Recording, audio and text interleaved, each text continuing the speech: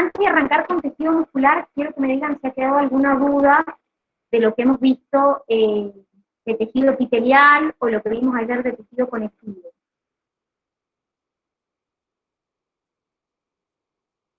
Yo eso no, solo ahora que estaba leyendo un poco sobre tejido muscular, me surgió una duda, pero espero a que llegues a esa parte.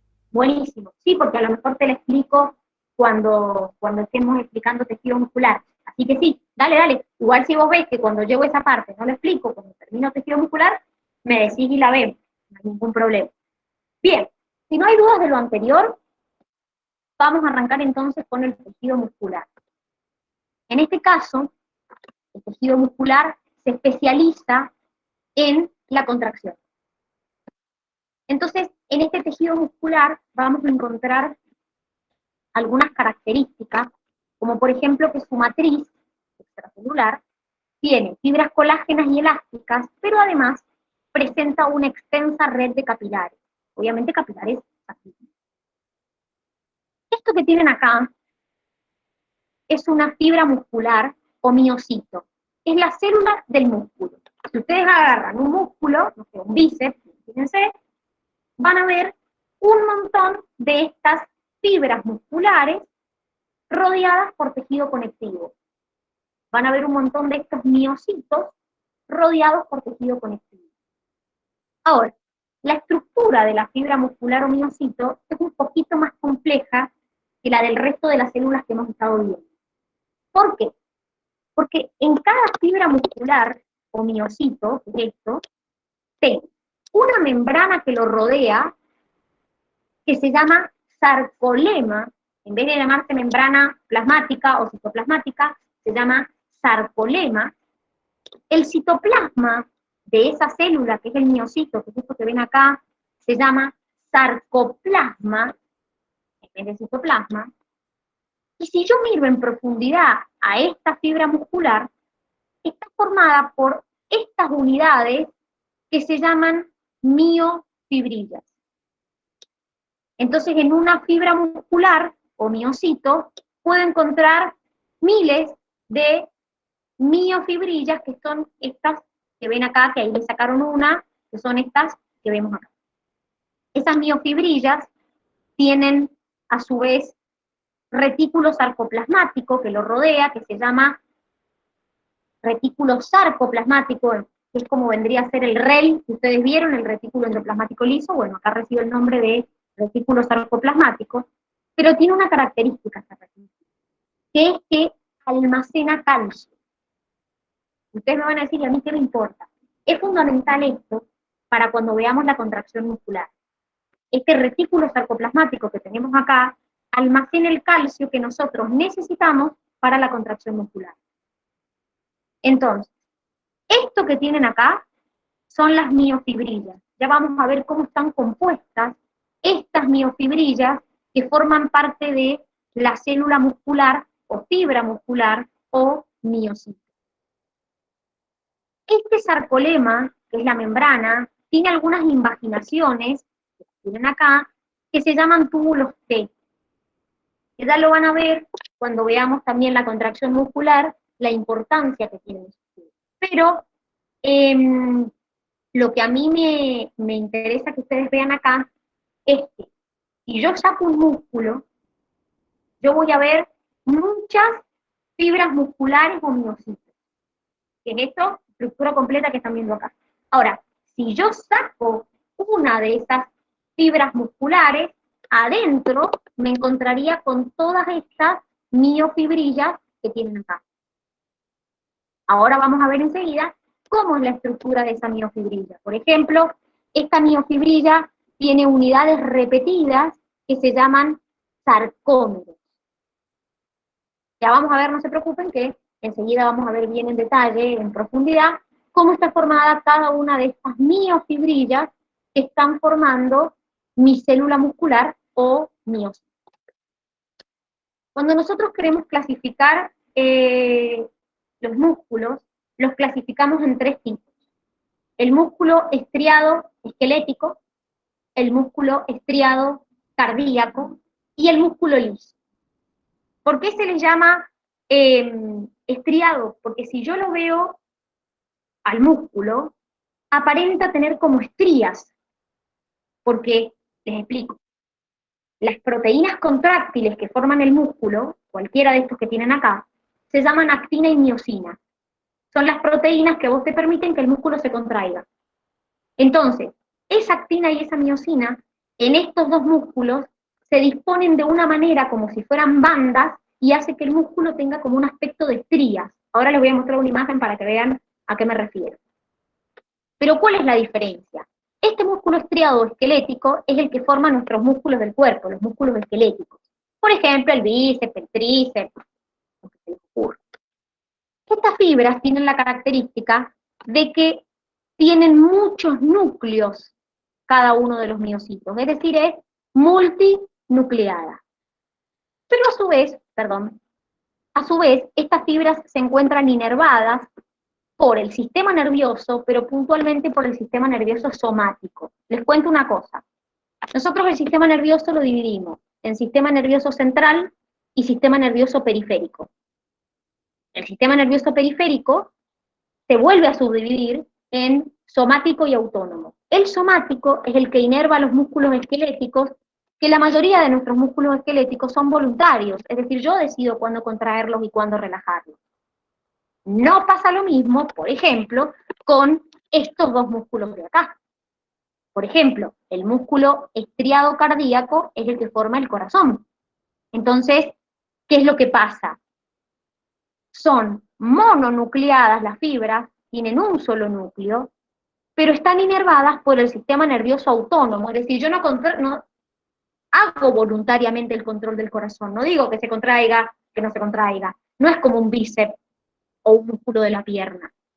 Entonces, en el caso del músculo estriado cardíaco y del músculo liso, están controlados por el sistema nervioso autónomo, que obviamente es involuntario.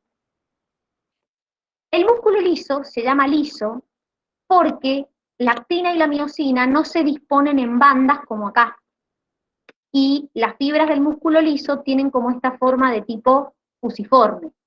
Entonces, estas también son mononucleadas, es decir, tienen un solo núcleo, y también están controladas por el sistema nervioso autónomo, es decir, las encuentro en la mayoría de los órganos. Entonces yo no decido cuándo contraer el estómago o cuándo contraer el intestino.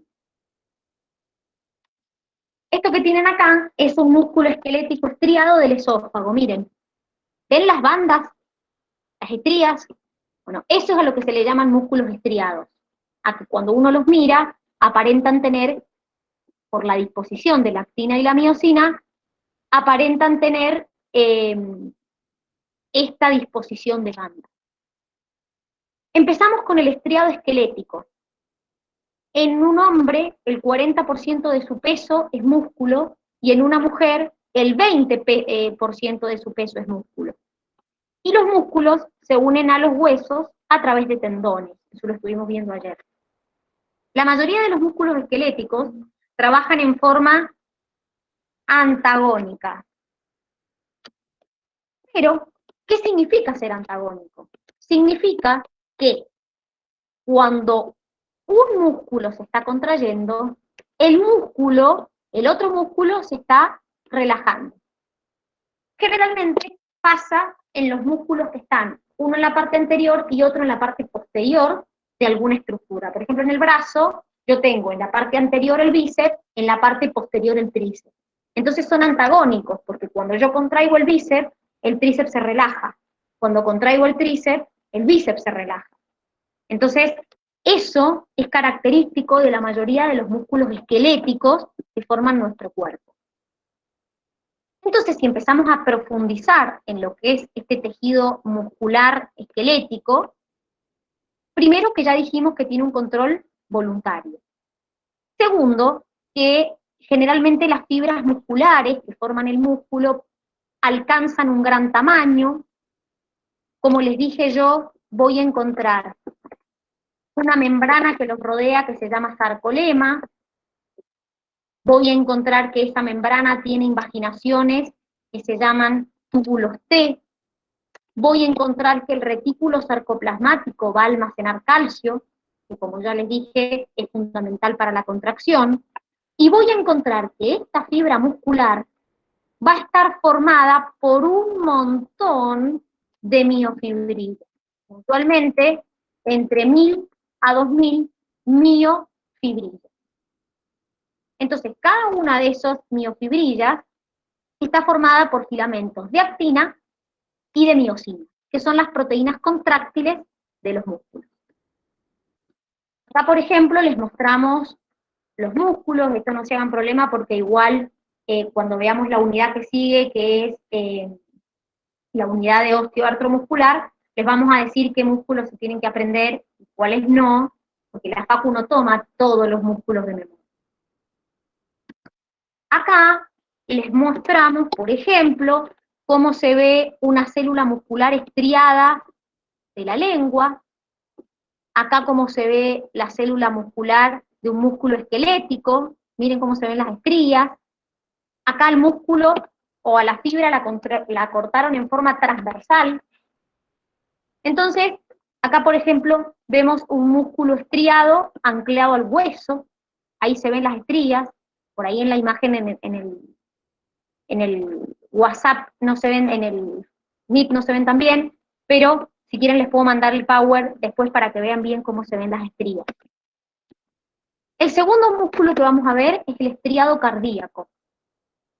En este caso dijimos que son células más cortas y son mononucleadas.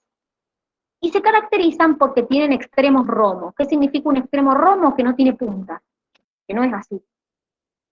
Pero la característica del músculo estriado cardíaco es que es involuntario. Pero no solamente que es involuntario, sino que algunas células del corazón tienen la capacidad de autoexcitarse, es decir, de contraerse en forma espontánea. Por eso yo puedo sacar el corazón del cuerpo humano y va a seguir latiendo mientras exista oxígeno. Porque el latido cardíaco, que es, ya lo van a ver en circulatorio, que es la contracción del corazón, se produce porque hay células en el corazón, puntualmente en el nodo sinoauricular, que son células que se autoexcitan. Entonces, como se autoexcitan, solas pueden generar un impulso. Aproximadamente el latido cardíaco de una persona en reposo es 70 latidos por minuto. Es decir, que se contrae espontáneamente aproximadamente 70 veces en un minuto. No se hagan tanto problema por esto, porque igual en circulatorio vemos bien la estructura del corazón, bien cómo se genera el latido cardíaco. Ahora me interesa que entiendan más bien el músculo cardíaco en sí. Y después tenemos el músculo liso. Justamente dijimos que se llama liso porque no presenta estrías. Ese músculo liso, también las células son mononucleadas, pero la actina y la miosina, que son las proteínas contráctiles, no están ensambladas formando estrías. Entonces por eso no tienen esa forma de estriado. Pero obviamente tienen actina y miosina porque si no, no se podrían contraer esos músculos. ¿Dónde lo encuentro al músculo liso? Y lo encuentro, por ejemplo, en los órganos internos, en el estómago, en el intestino, en la mayoría de los órganos internos, y generalmente se disponen en dos capas. Es decir, generalmente en los órganos yo tengo dos capas de músculo liso que adoptan distribuciones distintas. Por ejemplo, acá vemos dos capas de músculo liso en el intestino. Acá vemos dos capas de músculo liso en el estómago. Acá vemos dos capas de músculo liso en el bronquiolo. Acá, por ejemplo, vemos capas circulares de músculo liso. Entonces, el músculo liso claramente también es involuntario. Pero la característica que tiene es que normalmente las dos capas de músculo, las fibras que lo están formando, tienen disposiciones distintas. Por ejemplo, una capa puede tener una disposición longitudinal y la otra capa de músculo de abajo puede tener una disposición transversal. Dani, Dime tú. o sea que el músculo liso no lo podemos contraer conscientemente y el estriado sí. El estriado esquelético, el estriado cardíaco no. Ah, ok. El Entendí, gracias. cardíaco también es involuntario. Ah, bien. Bien, Gracias. de nada. Entonces, hemos visto los 3 tipos de músculo: esquelético estriado, estriado cardíaco y el liso. ¿Qué tenemos que empezar a ver? La contracción muscular. Para poder entender el proceso de contracción, que ahí vimos la canción que estuvieron viendo antes, primero tenemos que ver un poquito cómo es la estructura de ese músculo esquelético. ¿Se acuerdan que les dije que en una fibra muscular yo tengo adentro 1000 a 2000 miofibrillas? Es decir, vuelvo para atrás, yo tengo 1000 a 2000 miofibrillas, que son las que están acá. Bueno, esto es una miofibrilla, que es lo que está formado por actina y miosina. Ahora lo que vamos a ver es cómo es esa miofibrilla, que es justamente lo que les iba a mostrar en esta imagen de acá. Esto que tienen acá es una miofibrilla. Esta miofibrilla está formada por actina y miosina, que son las 2 proteínas contráctiles que encuentro en el músculo. Cada una de estas miofibrillas está formada por unidades repetidas que se llaman sarcómeros. ¿Sí? Esos sarcómeros están determinados por 2 líneas que se llaman línea Z. Esto que tienen acá es un sarcómero. Si yo miro una miofibrilla, voy a encontrar un sarcómero al lado del otro, al lado del otro, al lado del otro. Entonces, ¿cómo está formado ese sarcómero? ¿Qué tiene ese sarcómero? Bueno, ese sarcómero tiene los 2 tipos de filamentos, los de actina y los de miosina. Los filamentos de miosina se les dice que son filamentos gruesos, y los filamentos de actina se les dice que son filamentos delgados. Los 2 son proteínas, puntualmente de tipo contráctil, porque son las que me permiten la contracción del músculo. Entonces, ¿cómo es un sarcómero? Bueno, como les dije, está determinado por 2 líneas Z. En esas líneas Z se ven anclados los filamentos de actina. Es decir, acá con celeste tienen representados los filamentos de actina. Están anclados a una línea que se llama línea Z. Acá lo mismo. Acá de celeste tienen los filamentos de actina. Después tenemos una línea M a donde se anclan los filamentos de miosina, que son los que tienen acá con rojo representados. Entonces, cada sarcómero se va a contraer. Se contrae un sarcómero, se contrae el de al lado, se contrae el de al lado, se contrae el de al lado, se contrae toda la miofibrilla y se contrae la fibra muscular, y así se contraen los músculos. Entonces, el sarcómero es la unidad contráctil. Cuando se contraen todos los sarcómeros de la miofibrilla, se me contrae la fibra muscular, y así es como se contrae el músculo. Pero yo en ese sarcómero encuentro bandas. Una banda H, una banda A y una banda I. A la banda H y a la banda A se les llama oscuras, y a la banda I se les llama claras. ¿Por qué? Porque en la banda I solo encuentro filamentos de actina, que vendrían a ser esos filamentos celestes que ustedes tienen acá. ¿Sí? En la banda A, vamos con la H primero, en la banda H encuentro solo filamentos de miosina, que vendría a ser esta parte de acá. Y en la banda A, que vendría a ser esto que les están mostrando acá, encuentro la intersección entre los filamentos de actina y los filamentos de miosina. ¿Qué pasa en una contracción muscular? Los filamentos, como les mostraba en la canción, los filamentos de actina se deslizan sobre los filamentos de miosina. Entonces, los filamentos están así, se deslizan y el sarcómero se contrae. Es decir, estos filamentos que están viendo acá, de actina, se deslizan sobre los de miosina. Y así es como se produce la contracción del sarcómero. Miren, les muestro un poquito más acá en profundidad. tienen acá es un músculo. Ese músculo, saco una fibra muscular o miocito y encuentro esto. De esa fibra muscular, saco una miofibrilla y encuentro esto. Esa miofibrilla que tienen acá está formada por las unidades que les dije recién, que son los sarcómeros. Eso que tienen de celestito son los filamentos de actina, y lo que tienen de rojo son los filamentos de miosina. Entonces, miren, acá les muestra dos sarcómeros, y acá los sarcómeros se contrajeron.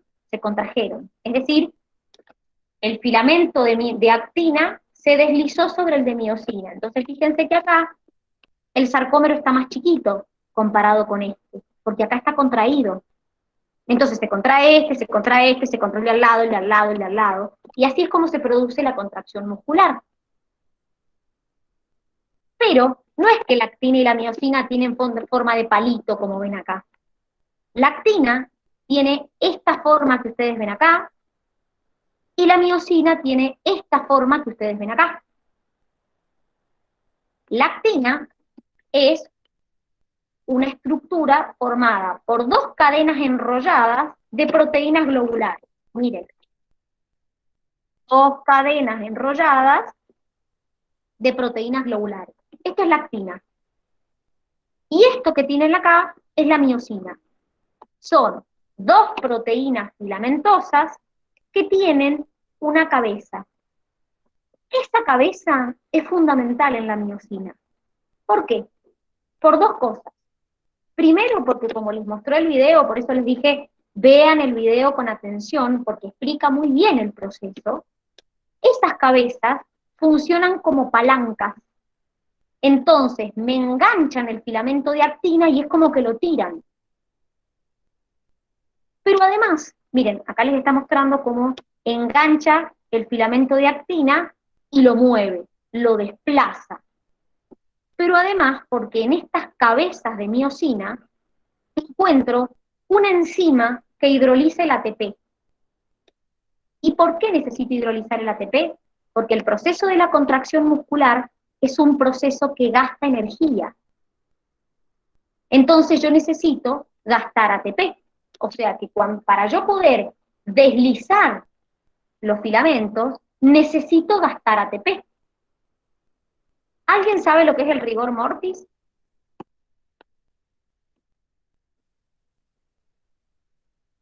¿Alguien sabe No lo es, que es? Dani, cuando un cuerpo se muere y queda súper rígido. Muy bien, perfecto, Belu, exactamente, es eso. Es cuando un cuerpo muere y queda duro, diríamos, rígido.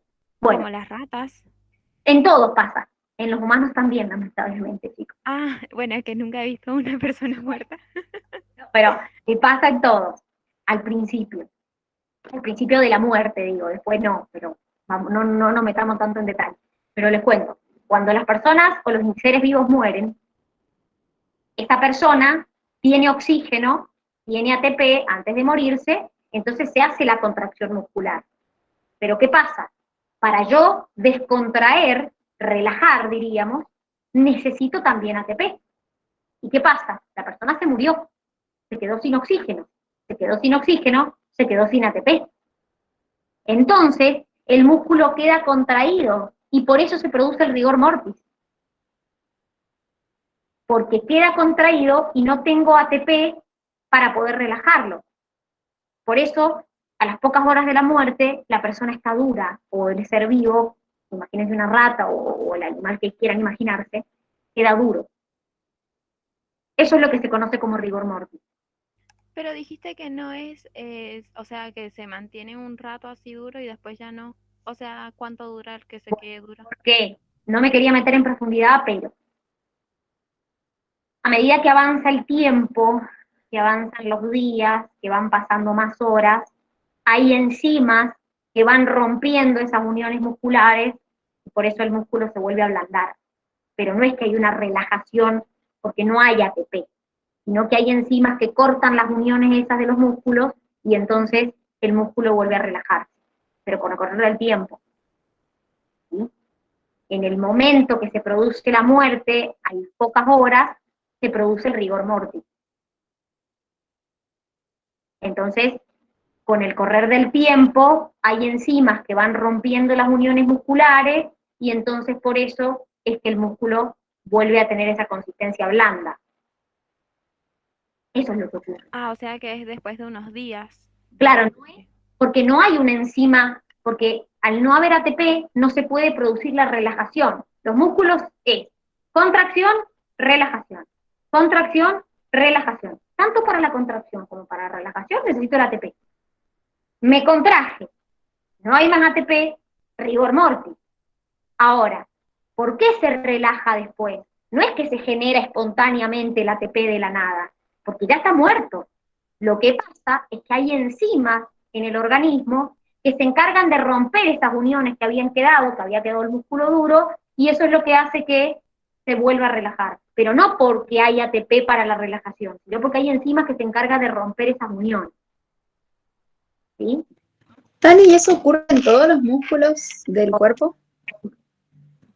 Porque he visto que cuando una persona se muere, por ejemplo, sufriendo que se le queda la cara así como con dolor, los músculos de la cara como que quedan con una expresión de dolor. Todos los músculos esqueléticos se contraen. Lo que pasa es que muchas veces apenas muere puede que quede algo de oxígeno todavía dando vuelta y ATP por ende para la contracción. El tema es cuando pasado el tiempo esos músculos no se pueden relajar. No, Seba, el calambre es una acumulación de ácido láctico adentro del músculo. Eso es un calambre, es la acumulación del ácido láctico. Entonces, ¿y por qué se produce? Y por eso el músculo queda duro, porque hay ácido láctico acumulado adentro. Perdón, ¿qué me preguntaste? No escuché. ¿Por qué se producía que el ácido láctico se Respiración, porque en vez de hacer respiración celular, haces un proceso de fermentación láctica en el músculo. Y entonces ese ácido láctico se acumula dentro del músculo y se produce el famoso calambre. Por eso cuando una persona se acalambra, se trata de masajear para tratar de sacar el ácido láctico del músculo y de respirar. Porque en realidad el calambre se produjo por una mala respiración, porque en vez de el músculo seguir una vía aeróbica y hacer un proceso de respiración celular, fermentó, porque no tenía suficiente oxígeno. No le llegó suficiente oxígeno al músculo. Pero eso sería por un mal movimiento. No, generalmente cuando vos estás haciendo ejercicio o en algún momento donde no estás respirando correctamente. Entonces el músculo no se está oxigenando correctamente. Entonces, Dani, ¿no tiene que ver eso cuando dicen que, por ejemplo, te dormís arriba del brazo y el brazo se te acalambra? En realidad, más que se te acalambra, se te adormece. El calambre es acumulación del ácido láctico en el músculo. Es eso que sentimos, por ejemplo, salimos a correr y da un calambre. O estamos dormidos a la noche, calambre. Eso es generalmente por una mala respiración, entonces el músculo no recibe el suficiente oxígeno y no puede hacer respiración celular. Eso es lo que se conoce como calambre, acumulación del ácido láctico dentro de un músculo. Por eso siempre se insiste en el masajear para tratar de sacar el ácido láctico. Eso es lo que genera el dolor. Por eso cuando nos tocamos está como duro el músculo. ¿Y qué diferencia hay en el calambre y cuando se te adormece? Bien, en realidad uno siente la sensación de adormecimiento. A ver, hay muchas causas. Muchas veces puede ser por un traumatismo, en realidad es como me estoy metiendo como muy puntual en la medicina, pero la realidad es que es como un entumecimiento muscular lo que ocurre. En ese caso, está relacionado con más la parte nerviosa que con la parte muscular. ¿Está? Es decir, hay algo que hace que los nervios de esa zona no puedan conducir adecuadamente la información. No ¿Puede está... ser la mala posición? Sí, puede ser. Sí, puede ser.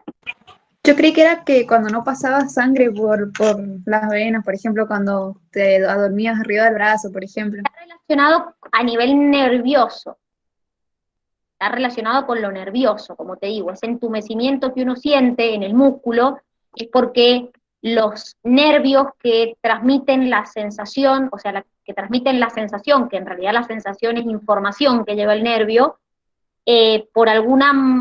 puede ser por una postura inapropiada o por lo que sea, no puede transmitir la información al área.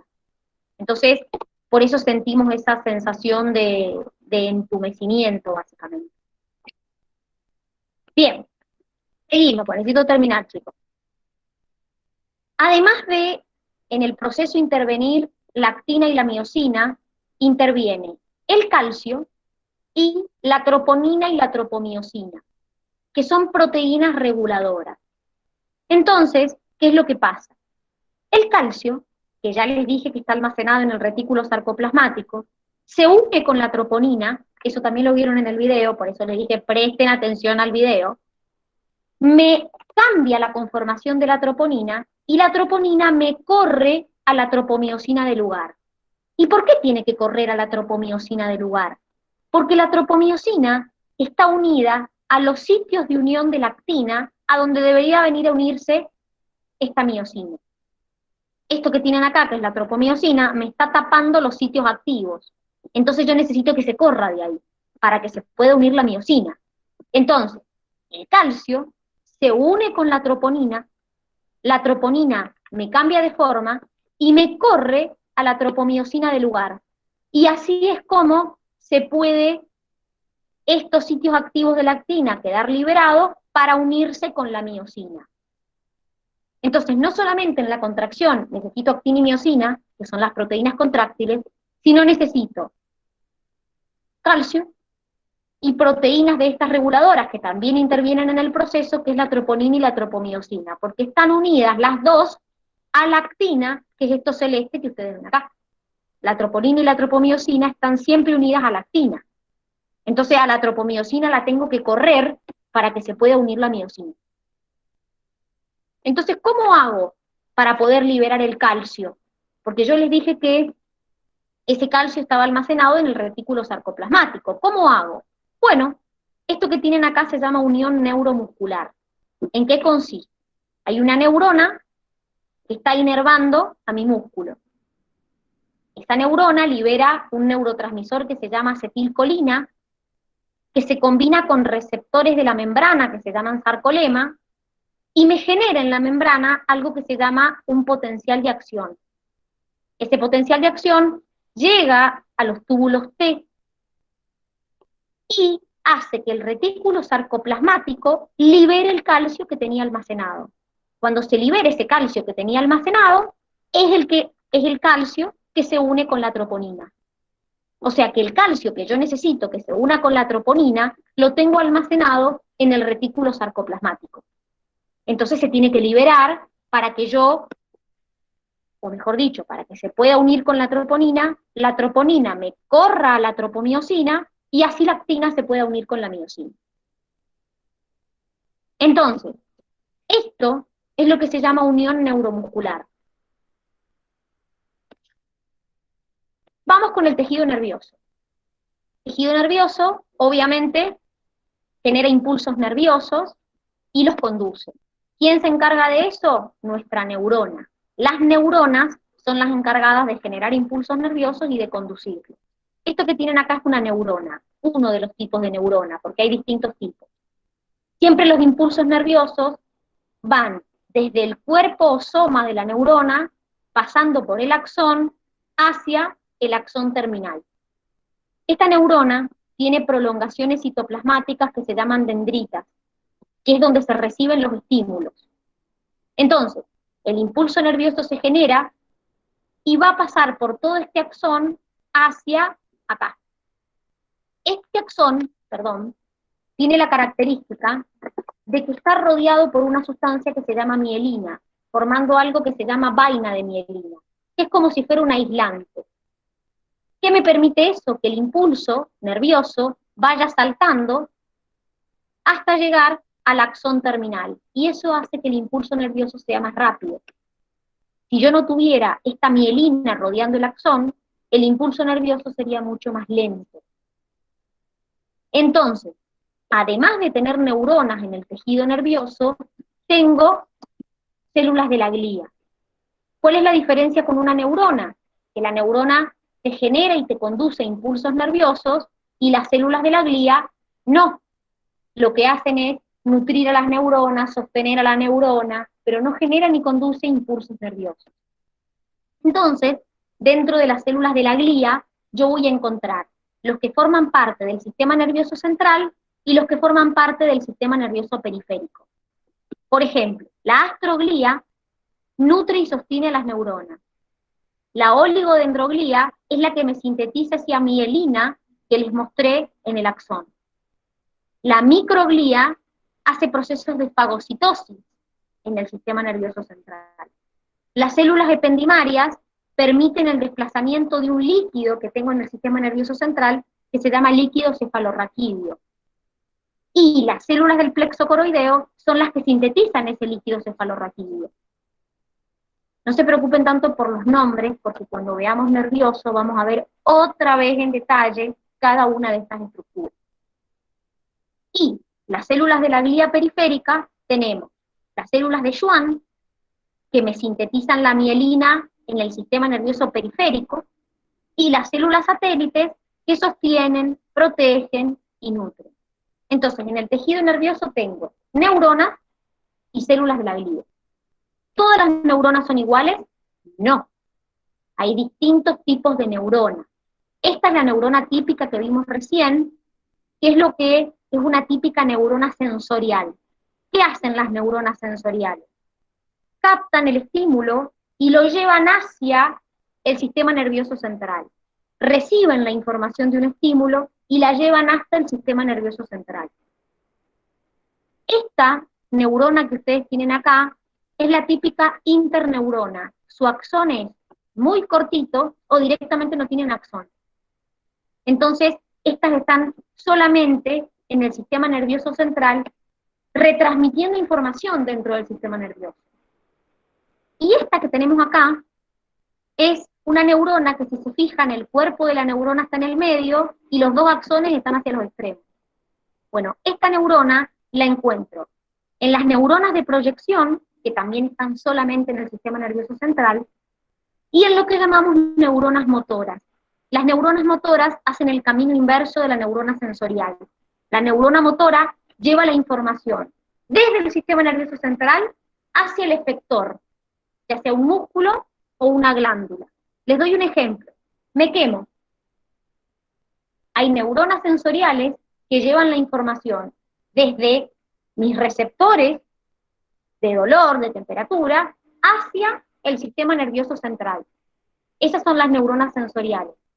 El sistema nervioso central elabora una respuesta, que saca la mano, y las neuronas motoras me traen esa respuesta y yo saco la mano.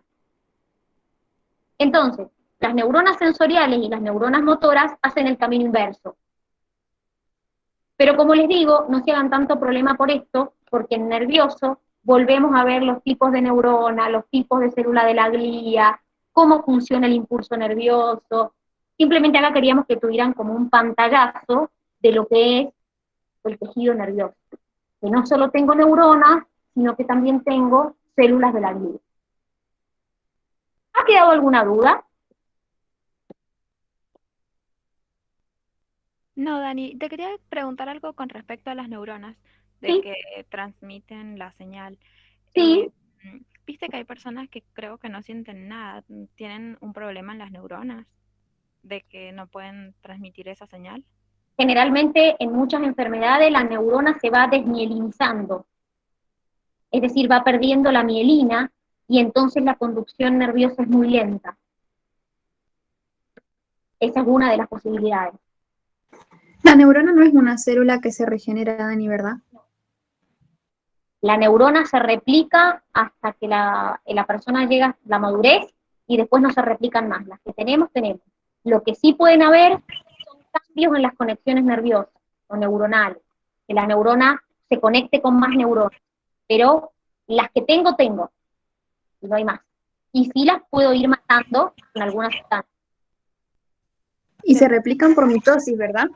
Perdón. Exactamente, pero hasta que llegan a la madurez. Una vez que llegan a la madurez, no se replican más. ¿Alguna duda? ¿Cómo se mata una neurona? Sí, de muchas maneras. Por ejemplo, con la droga. ¿El alcohol también? También. Sí, exacto. Exactamente. Sí. No, en realidad, a ver, cuando nosotros hablamos de las neuronas, hay que tener muy en cuenta también, por eso no me quiero meter tanto, chicos, en esto, aproximadamente la madurez cerebral, que tampoco quiere decir que sea, una vez que uno alcanza la madurez, la neurona deja de dividirse. El concepto de madurez es como muy, muy impreciso, es decir, la ¿Depende realidad. de cada persona? No, pero sí también depende del tipo de neurona, porque las neuronas del sistema nervioso central no se regeneran, pero hay algunos estudios que dicen que las del periférico podría ser que se regeneren. También hay veces que no es que se regenera la neurona, sino que hay cambios en las conexiones neuronales. Es decir, que una neurona o se conecta con más neuronas o deja de conectarse con algunas y se conecta con otras. Entonces, es como les digo, es muy profundo el tema, ya lo vamos a tratar bien en sistema nervioso, pero para que se den una idea, no, las neuronas no se regeneran una vez alcanzada la madurez, pero sí puede pasar que hayan cambios en las conexiones neuronales. Algunas conexiones neuronales se pierdan y que aparezcan otras nuevas. Pero no nos vamos a meter tan profundo ahora porque después tenemos 2 unidades dedicadas a esto, que son neurona y sistema nervioso. ¿Sí? Acá Dani, solamente es una presentación intensiva. ¿y hay una cantidad aproximada de neuronas por persona? No, porque en realidad, como te digo, no hay una cantidad estable. También depende, si estamos hablando del periférico o del central, es como muy amplio el concepto, como te digo, todo esto todavía se está estudiando. Antes se pensaba que ninguna podía regenerarse, ahora hay algunos estudios que dicen que quizás algunas sí se puedan regenerar, o que en realidad no sea una regeneración, sino que sea nuevas conexiones de la neurona. Todo esto se está estudiando. En realidad se está estudiando hasta hoy en día. Bien, bueno muchachos, vamos a llegar hasta acá. Apenas volvamos de las vacaciones vamos a hacer el TP el día lunes y vamos a ver si ha quedado también alguna duda respecto a lo que rinden el martes. Recuerden que el día martes rinden el global, apenas volvemos de las vacaciones. Así que espero que tengan unas hermosas vacaciones, que descansen y que también aprovechen para ponerse al día. Les mando un beso gigante. Hasta la vuelta. Chao, Dani. Chao, Dani. Mañana, la clase de mañana es para